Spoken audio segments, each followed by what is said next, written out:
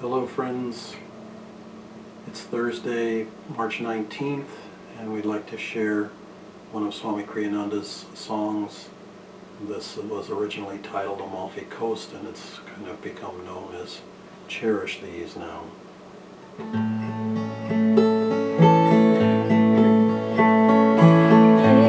Is there anywhere on earth perfect freedom, sorrow's dearth, selfless friendship, blameless birth? Cherish these, not else as worth.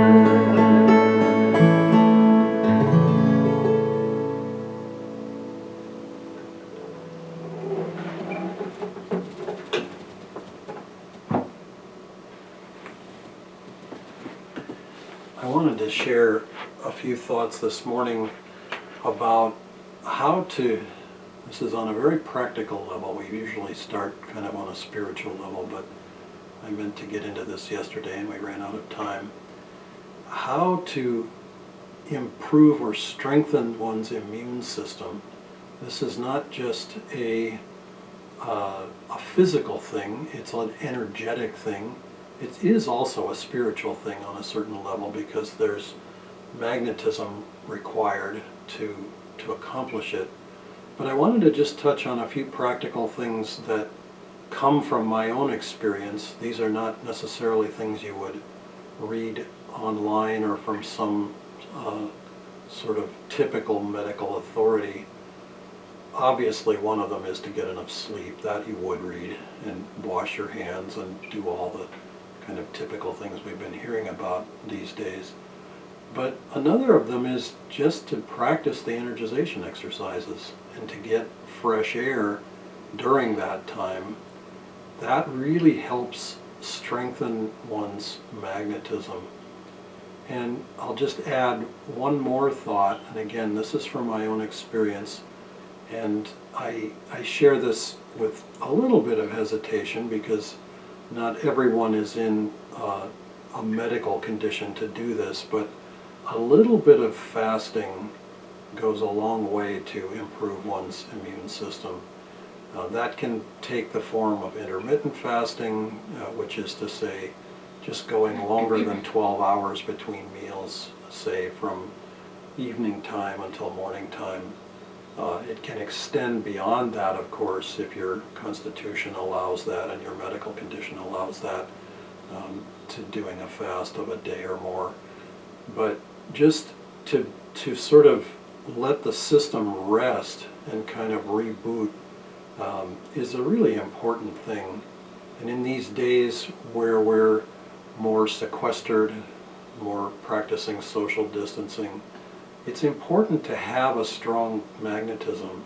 It's easy to get kind of pushed down by the fear that surrounds us in the world, the uncertainty of our circumstances, but we can do a lot for ourselves and for the world by virtue of keeping ourselves strong and magnetic.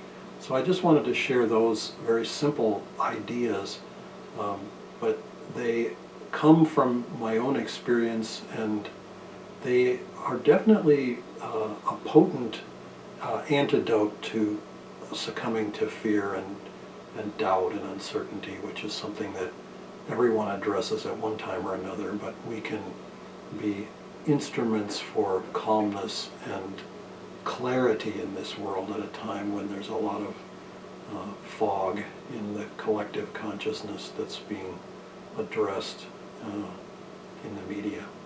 So thank you very much. I'll invite Nirmala to say a few words. Well, along with what Dharmadas is saying, remember Master's advice to us: when you are worried, go on a worry fast. Just refuse to let yourself give in to worry. And now, these past few years we've had fires and floods and storms, hurricanes, earthquakes. I read about a plague of locusts in Africa, and the swarms of locusts were as large as cities. So just think for a moment all of that incredible devastation, and when we look out our window, it's just beautiful spring weather. So on that level, we are very, very blessed.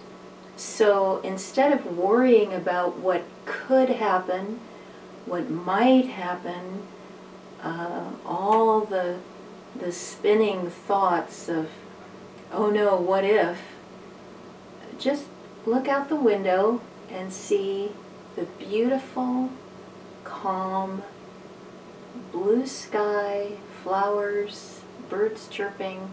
Open your windows, open the doors, let the fresh air in, and live in the moment. Right now, we're okay. We have everything we need. We can get our groceries delivered. Just wipe them off before they come into the house with antiseptic wipes. Be careful. Clean the food, but we are fine. So relax into that sense of being okay in the moment. I was listening to the French President Macron giving an address with subtitles, and he said, "We are at war with an invisible foe." And I thought, that is so true. We are up against unseen forces. Doctors and scientists can see those forces under the microscope, but to our naked eye and just our five senses, we cannot see these forces. So let's flip that around and think in terms of God and the unseen forces of our energy, our magnetism, the fact that we have a guru and a solid gold teaching, a very true, meaningful teaching with the Bhagavad Gita and the philosophy of yoga.